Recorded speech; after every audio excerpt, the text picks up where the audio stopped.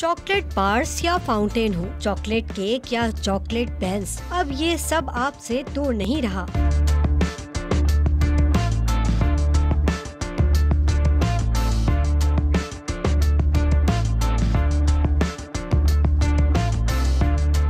कराची में chocolate festival क्या सजा, चॉकलेट लवर्स के मजे आ गए। You're not a lover if you're not a chocolate lover.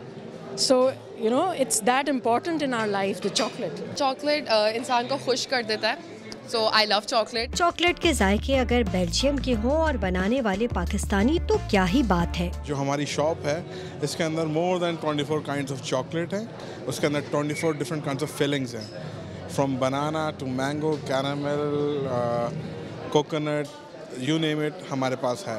Dark white milk chocolate के जब मजेदार जायके सामने आए तो बच्चे बड़े भी बच्चे बन जाते हैं। चॉकलेट लवर्स का कहना है कि क्या ही अच्छा हो अगर पूरी दुनिया ही चॉकलेट से बन जाए।